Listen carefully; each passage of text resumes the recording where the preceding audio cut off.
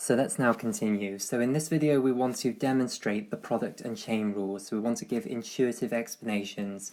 And remember, we're aiming for intuition rather than full mathematical rigour. The explanation that we're going to give is rigoritizable, but we're not going to do that. We're just going to stick with the intuitive explanation because the intuitive explanation is beautiful, full rigour is boring. So we'll start off with the product rule because the product rule is simpler. So we want to differentiate d dz, a product, and we'll call the components of the product f of z, g of z. So we have two functions, f of z and g of z. We've constructed a third function by multiplying the two together, and we want to know how do we differentiate this product function. So we can start by just writing out the definition of what this means. So it means the limit as h approaches 0. Oh, and by the way, we're going to assume that the two functions that we're taking the product of, the f of z and the g of z, are both complex differentiable all over the complex plane. And in that case, the product of the two is going to be also complex differentiable, and we're going to show that the product rule is going to be true. Or we're going to give an intuitive explanation as to why it is true. The limit as h approaches 0 of the function evaluated at z plus h. So if we evaluate the function at z plus h, that is f of z plus h times g of z plus h. Subtract what the function was before you added h, so that is f of z times g of z, and then divide through by the change that we made in the domain, which is the little h. Now I've written the limit here for this first bit, which I felt that I should do. We're going to now drop writing limit because it takes time, it makes the expression look ugly and complicated, but we're always going to be remembering that h is converging on 0, i.e. it's some infinitesimal complex number. So where do we proceed from here? Well, it's handy that this is written here, because remember at the end of the previous video I said that as h converges on 0, this statement converges on being true, and obviously what we're just going to do is put in this for these here, and that's how we're going to proceed. So intuitively, we can think of h as being an infinitesimal complex number. Of course, that is not a rigorous word, infinitesimal. Rigorously, you'd have to say h is converging on 0, and therefore this converges on being true. But intuitively, it makes more sense. It's nice to think of h as being an infinitesimal complex number. And when we're dealing with infinitesimals, which is what really this limit here means, it means h is an infinitesimal complex number, then we can use this expression here. We can imagine that this is true on the infinitesimal scale. As I say, that's not full rigour. Full rigour is this converges on being true as h converges on 0. So what we're going to do is we're going to put this in for f of z plus h, and we're going to put the equivalent in for g of z plus h. And that's using our intuition of what the derivative means. We can say the function evaluated at z plus h is approximately the function evaluated at f plus the derivative at that point, which we've said it exists because we said f and g are both complex differentiable, times this little value h. So let's do that. And as I say, we're going to drop writing limit. So we're just going to remember h is infinitesimal, or is converging on 0. So f of z plus f prime of z times h, and then g of z plus h, we're going to put in g of z plus g prime evaluated at z. And by the way, z is any complex number in the complex plane. It's some complex number at which we're differentiating the function, but we're not specifying which one it is because we're keeping it general. We're saying we want this function to work whatever complex number we go to. What am I doing there? Sorry, I don't know how I managed to do that. It's doing it again. It shouldn't be doing that. Let's hope it stops. So g prime of z times h. Have we got enough brackets in there? Yes, we do. And then we're going to subtract off f of z, g of z, and then the whole thing is going to be divided by h. Right, so now we just need to multiply out those brackets, and you can see that one of the terms we're going to get is going to be f of z times g of z. So when we multiply that term by that term, we'll get f of z times g of z, and then we're just going to subtract off f of z times g of z. So those two terms are evidently going to cancel. So we can not bother to write those out. Let me just get a little bit more space. So let's write out the terms that we do end up with. So which terms are we going to get? We're going to get f of z times, we've done that one, so we go on to this one, times g prime evaluated at z times h, plus then next this one times this one, and then this one times this one. So let's write those out. So plus f prime of z times h times g of z. Oh, and by the way, everything that we're doing here you could equally well do in real calculus. This explanation works completely the same in real calculus because that expression that we used, which was the crux to it all, this is completely analogous to what you could say is true in real calculus as well. Just change the z's to x. You can then approximate that f at x plus a little amount h is equal to what it was before plus the derivative times that, and that then goes back to the intuitive understanding of the derivative as a gradient, because the gradient then is the ratio between delta y and delta x, and then if you times it by delta x you'll just get your change in y. So everything that we're doing is completely analogous to what you could do back in real calculus to demonstrate the product rule. Right, continuing on.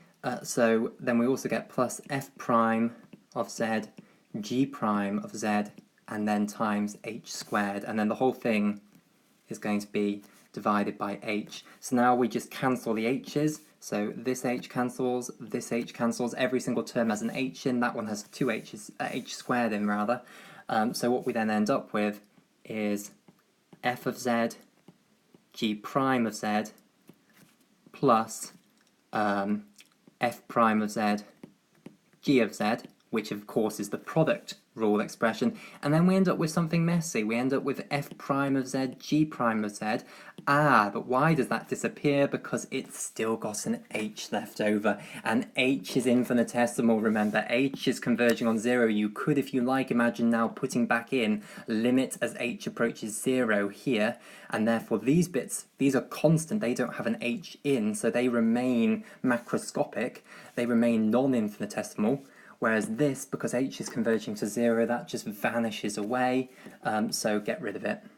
So that bit doesn't remain, and then you end up with the product rule there. You end up with the derivative of f of z times g of z is f of z times the derivative of g of z plus the derivative of f of z, f prime of z times g of z. So there you go, there is a demonstration of the product rule. Let's now do the chain rule. The chain rule is a little bit more messy, but we're going to use the exact same technique.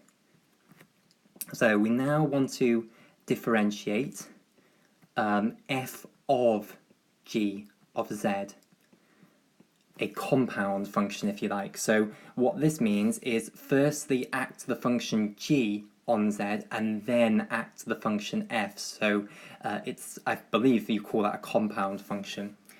So we want to work out how to differentiate this.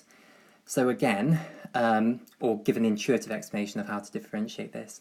So again, we're going to use the definition. I'm not going to bother writing out limit as h approaches 0, but of course we know that that is there, but we're using our intuition that h is infinitesimal.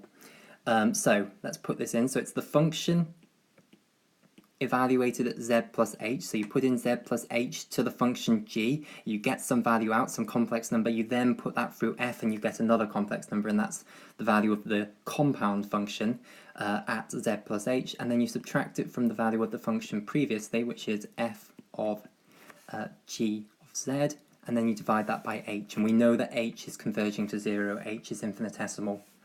So we use our expression again. We say we understand that h is infinitesimal, converging to 0, so we can now put in that expression for g evaluated at z plus h. We know that it's converging on equaling g of z plus g prime of z times h, so we'll input that.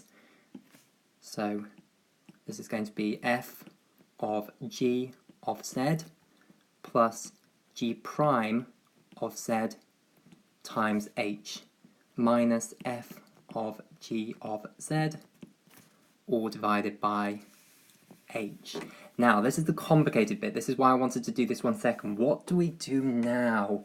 Well, look what we have here. Think about this. We have our function f, and by the way, again, we're assuming f and g are both complex differentiable.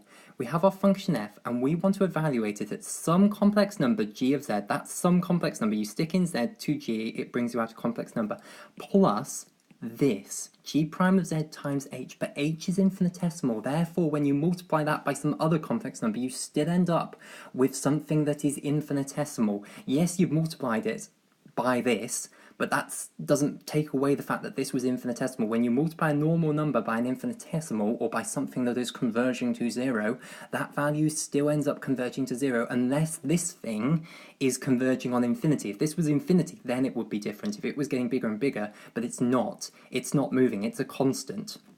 This thing is shrinking to zero, therefore this thing is still shrinking to zero. So now we can apply our rule again, because we've got f evaluated at something plus an infinitesimal. So what we can say is that this is going to be f evaluated at that original function, or evaluated at the original value, plus, then what we need is the derivative of f evaluated at that value. So we get f prime evaluated at g of z, and then we times it by the infinitesimal amount that we are changing, which is g prime of z times h. I just want to talk you through that again, because that's the crucial bit here for you to understand. This is some value. Just see this as a complex number. This is an infinitesimal.